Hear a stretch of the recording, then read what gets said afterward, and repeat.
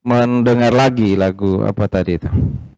Bukan mendengar sih. Putar lagi terus video tadi tentang kasih yang sempurna, tentang kasihnya seorang ibu, kasihnya Maria kepada Tuhan Yesus. Saya selalu katakan setiap kali saya tiba di Hari Raya Paskah, ya, selalu berpikir tentang, ada banyak sekali yang apa ya, yang menyentuh kita sebenarnya, ya. Terutama tentang penderitaan Tuhan Yesus. Pada hari Jumat lalu saya katakan saya sampai sekarang tidak mengerti, dan saya mungkin tidak sampai kapanpun tidak akan mengerti teganya. Kan Tuhan tidak pernah membuat kesalahan terhadap para pengawal itu, ya. Mungkin kali kalau orang Israel mereka sakit hati, tapi pengawal itu enggak. Tuhan Yesus ngapain ya? Tapi mereka pukul dengan begitu, dengan amarah yang sangat luar biasa. Tuh cemeti, cambuk itu ada paku, ada apa besi di ujung itu kan, lalu dipukul seperti itu. Saya nggak yakin kita pukul kambing atau binatang yang tapi kok mereka bisa ya seperti itu, ya. Tidak heran ketika pada hari Jumat itu pagi, hari Jumat, seorang anak umur 6 tahun itu titip kepada mamanya pertanyaan. Tanya ke Om Sony, kenapa Tuhan Yesus harus disiksa, katanya. Nanti kalau dia dipukul terus seperti itu, nanti kalau dia mati gimana? Nanti kita nggak punya Tuhan Yesus lagi. Anak itu orang tuanya bukan Kristen, jadi dia tidak tahu apa-apa. Orang tuanya beragama lain. Bagaimana kalau Tuhan Yesus tidak ada lagi? Kalau Tuhan Yesus mati, dia belum tahu Yesus mati dan bangkit. Karena saya, itu ada Rabu Gembira namanya, ibadah sekolah minggu pada tiap hari Rabu. Saya belum jelaskan ke mereka tentang Yesus mati dan bangkit. Ke anak-anak ya ABSD, ya mereka sudah dijelaskan. Tapi ke anak ini ada 2 anak itu, saya belum jelaskan. Jadi saya baru bilang kalau kamu percaya Tuhan Yesus, nanti kamu selamat. Nah dia pikir begitu, dan dia selalu bilang Tuhan Yesus itu ada di surga. Tapi saya belum pernah ceritakan ke dia bahwa Yesus itu mati dan bangkit. Jadi dia titip ke mamanya, tolong tanya ke Pak Sony, Om Sony, dia bilang, bagaimana kalau Tuhan Yesus nggak ada? Kalau Tuhan Yesus tidak ada bagaimana? Saya lihat dia berpikirnya terbalik dengan orang-orang di dunia ini. Apalagi kalau saudara buka YouTube, saudara akan dapati begitu banyak perdebatan tentang Yesus itu Tuhan atau bukan. Itu cuma manusia biasa, Yesus itu cuma orang yang biasa-biasa saja, yang taat pada Tuhan, yang menyembah Tuhan. Mereka berpikir tentang Yesus yang masih ada di dunia. Sementara anak ini berpikir kalau Yesus tidak ada. Dan saya jelaskan ke dia, Yesus sudah ada di surga. Lalu dia bilang ke mamanya, Ma, ternyata Tuhan Yesus sudah di surga. Jadi Tuhan Yesus tidak pernah tidak ada. Tuhan Yesus ada di surga sekarang. Dia bilang gitu. Orang-orang yang berdebat itu bicara tentang Yesus yang masih di bumi, yang menderita.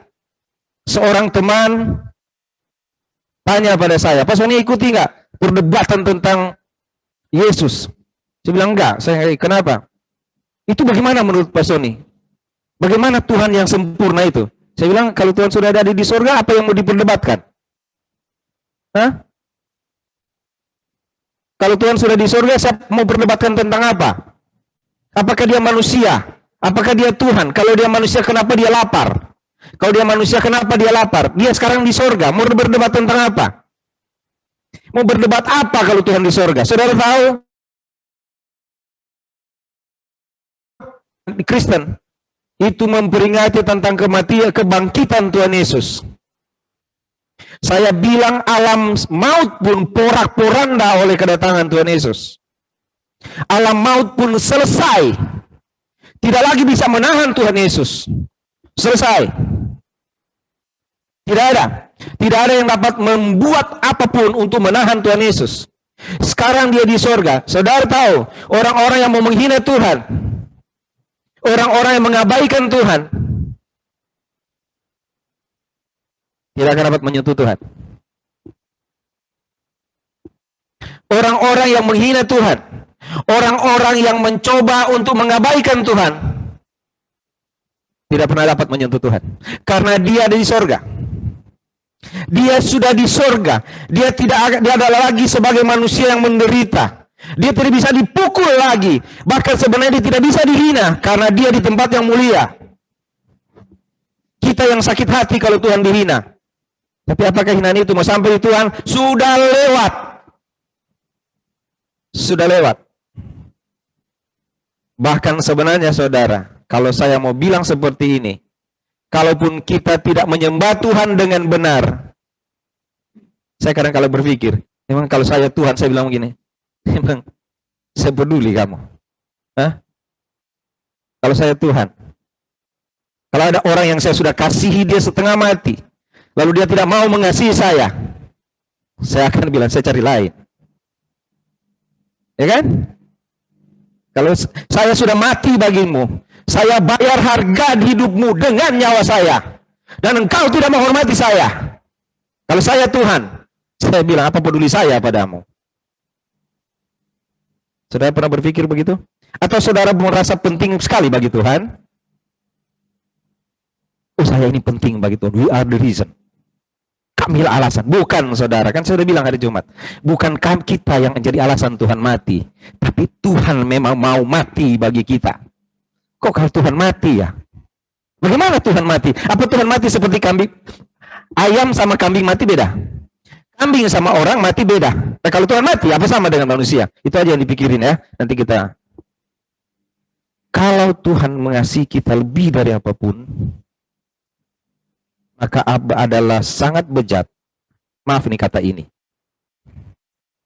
Adalah sangat berdosa lah. Gitu.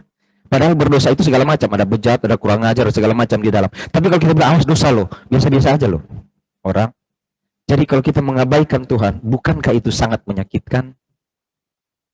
Sebenarnya. Saya beberapa hari lalu, ada orang-orang di depan, lalu kasih kue ke saya. Saudara tahu, saya nggak kenal. Lalu saya bilang apa ke mereka? Setiap ketemu, setelah kan, oh ini dia. Terima kasih Bu untuk kuenya. Ya kan? Kita tahu berterima kasih. Kepada Tuhan, seperti apa? Saudara yang kasih dalam Tuhan Yesus,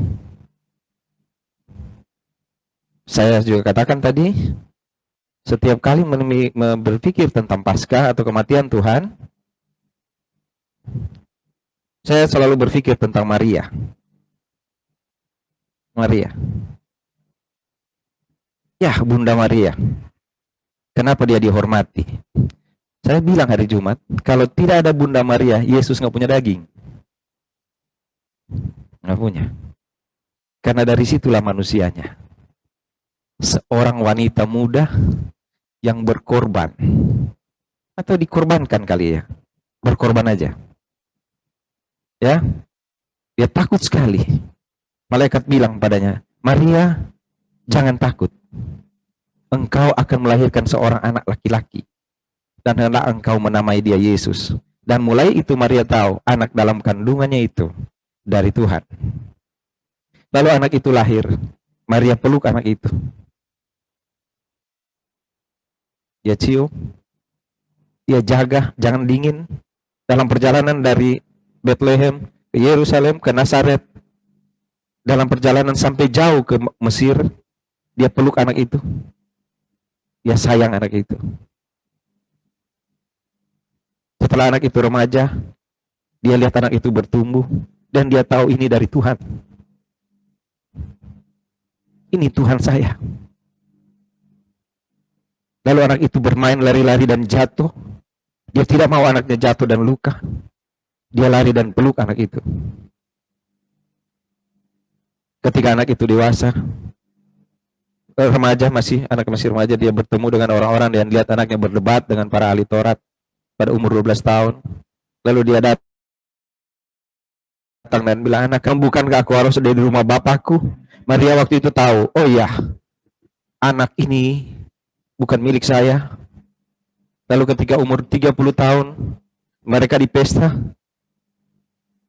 Maria bilang tidak ada anggur. Lalu anaknya bilang, bukan apa yang engkau mau, hai ibu. Waktuku belum tiba. Maria bilang, pergi masukin aja air di situ, nanti dia akan kerjakan. Dia tahu sekarang anaknya mulai bekerja. Saudara tahu pada waktu itu sebenarnya adalah Maria mulai sadar ada pedang yang akan menikam hatinya. Seperti yang dikatakan Simeon kepadanya, pedang akan menembus jiwamu. Lalu anak itu tidak lagi di rumah. Yusuf sudah tidak ada. Anak itu yang membantu dia bekerja sebagai tukang kayu. Anak itu yang bekerja baginya, menghidupinya. Tapi anak itu harus pergi, berjalan dari kampung ke kampung, dibenci oleh orang-orang Yahudi. Tapi anaknya itu berteman dengan para pendosa-pendosa. Bahkan adik-adik dari anak itu tidak bersama-sama dengan dia. Maria melihat itu dengan luka. Yusuf tidak ada lagi. Anak itu sekarang yang bersama-sama dengan dia. Tapi anak itu bilang padanya, Mama, saya harus pergi melakukan kehendak Bapakku yang mengutus aku. Saya harus pergi. Lalu dia pergi dengan 12 orang dan banyak orang yang mengikut dia. Maria dari jauh. Pada satu waktu Maria datang dan mendekatinya. Lalu orang bilang, ibumu ada di luar. Dan Yesus bilang, siapa ibuku? Saudara tahu perasaan itu?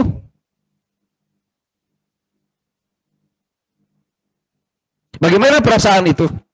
Bagaimana perasaan Maria ketika dibilang, siapa ibuku?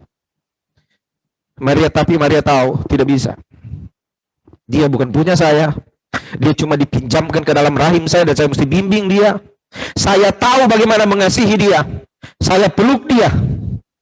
Saya tahu mengasihi dia, saya jaga dia. Saya tidak mau dia sakit. Tapi dosa yang akan membuat dia sakit. Dosa manusia yang akan membuat anak saya menderita. Tapi dia nggak bisa bilang kepada Bapa di surga, Bapa, tolong jangan bikin anak saya sakit. Dia tidak bisa bilang seperti itu, karena dia tahu itulah tugas yang harus dihadapi sebagai seorang ibu.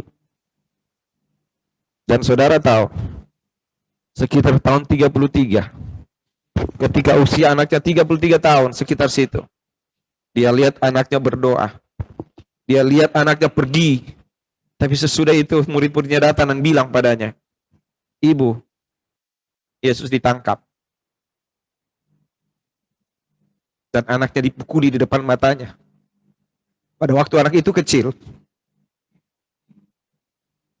dia lari dan peluk. Tetapi sekarang, dia tidak bisa lagi peluk sekuat ketika dia masih muda. Anaknya jatuh. Dan saudara tahu perasaan itu. Begitulah seharusnya mengasihi Tuhan. Kalau mau tahu bagaimana belajar mengasihi Tuhan, belajarlah dari Maria. Dia jaga Yesus. Dia peluk Yesus. Itu sebabnya Yesus jadi manusia. Itu sebabnya Yesus menjadi manusia. Supaya manusia tahu bagaimana mengasihi Tuhan. Bukan cuma sekedar kata-kata, kasihilah Tuhan, bukan. Tapi Maria menerapkan itu. Saudara mau belajar cara mengasihi Tuhan? Belajar dari Maria, bagaimana dia menyuapi Tuhannya, dipeluk Tuhannya, dan ketika Tuhannya sakit,